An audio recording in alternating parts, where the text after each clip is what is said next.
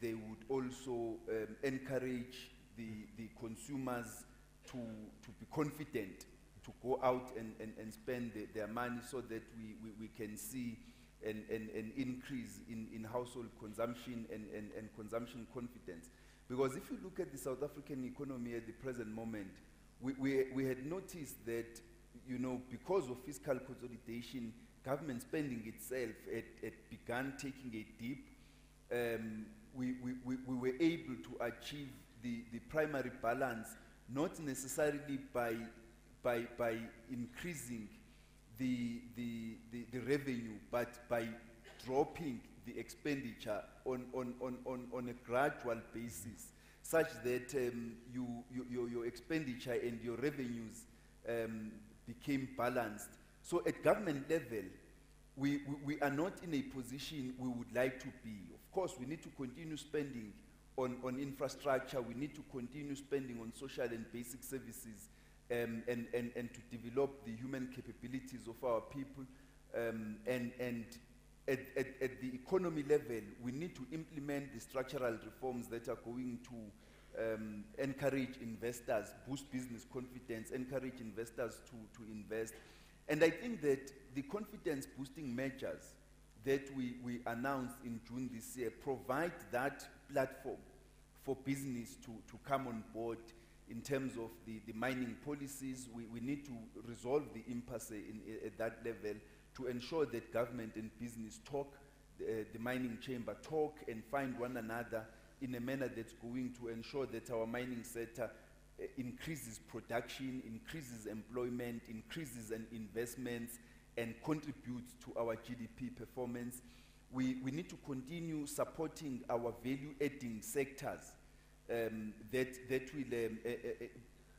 will support both mining as well as agriculture, because we have seen the performance of our agricultural sector, especially for both Q1 and Q2.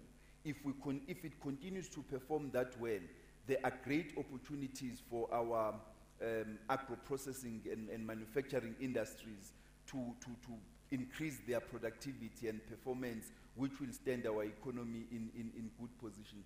There are many opportunities as we see them in the economy. I think what it requires is decisions, decisiveness at the level of government.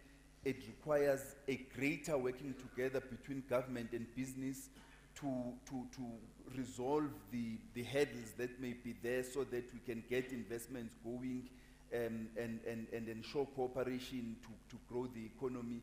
And from the side of the expenditure, we will continue to try and spend the money wisely, to focus our spending towards those services that will yield the results that will grow the economy. Because the purpose from where we sit is not only to provide basic and social services, but it's also through that to encourage economic investments, to encourage reigniting the economy by investing in infrastructure. So government is going to continue investing in infrastructure rollout in the coming years. So we are going to, in the coming years, to maintain a fiscal outlook that seeks to strike a balance between to achieve to manage, let me put it like that, to manage the debt well as a share of the GDP. We will continue to be pragmatic in terms of fiscal consolidation, to implement a pragmatic fiscal consolidation path, and we will continue to try and spend our budget in a manner that will ensure that we spend the public finances wisely until such a time that the economy grows and we can expand the activities that we can spend on. But I think what this opportunity provides for us is to change the culture of government in terms of employment, in terms of the size of government, in terms of the programs that we implement.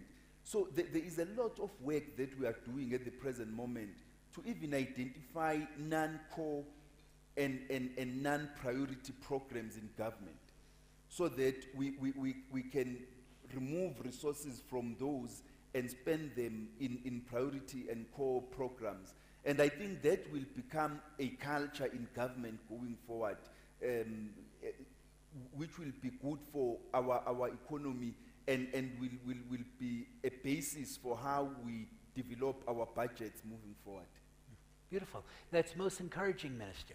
Not an easy task, but one that's critical, and I know the Treasury plays a key role in that. So thank you for that. Commissioner, you have the other task, the task of expanding the tax base. Never easy, and again, we have to worry about the debt to keep everything else going. So the issue now is, before SARS, we've expanded the tax base like we've never done before. Where are we now on the formal and the informal side? What's the hope and the opportunity? Thank you very much. We as SARS are seized with a huge responsibility. The responsibility to provide government with all the resources that are available for the minister to be able to achieve the fiscal policy that he speaks about. We form the pivotal part of that cog, because without collecting the revenues that are due, government cannot function. But certainly, as a factor of the global economy and looking at our own economy in particular, the biggest challenge that we are facing and other countries are facing is what you call the cash economy. The cash economy is a service that where goods and services are being paid for cash, and these are not declared to the fiscus. But certainly, experiences has shown us that as a revenue authority, we need to learn from other tax administrations as to how they've dealt with. Some countries are calling this the hidden economy, the black economy, the third economy. But certainly, the lessons that we have learned last year when we attended the BRICS Forum in India, most of you would have seen and listened to what they call the demonetization in India. The demonetization strategy, whether it works in our country, is a different story altogether. We at SARS are seized with an opportunity of reducing the tax gap. The tax gap that we are facing is to a point where we're able to bring as much revenue as possible.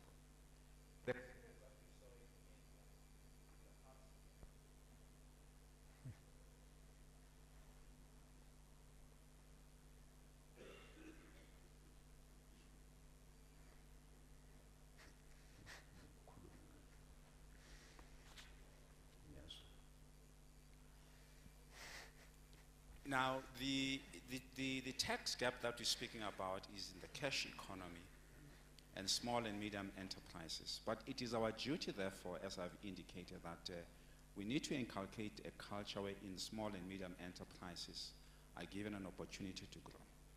But the growth in terms of the tax administration that we have must be seen concomitantly in terms as to how the tax base is attended to.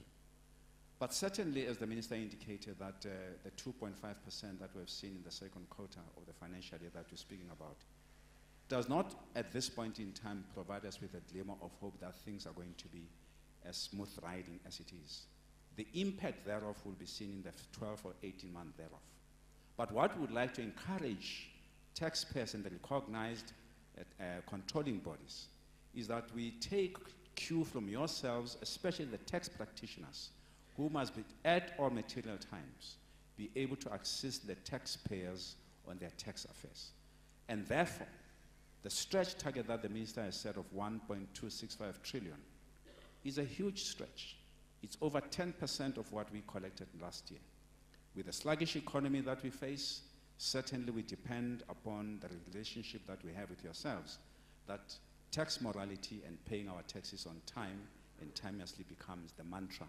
And of course, through the educational process that we provide at the South African services. Thank you. No, we appreciate the formalization. I think that's what our membership is all about. It's the formalization of the system. so that everybody joins and pays their fair share. We thank you for that. We know your time is short, so thank you, and thank you for Minister and Commissioner for your time. I know that we don't want to stand between you and your tea break, and most importantly, they have things to move on to. Thank you so much. Everyone give us applause.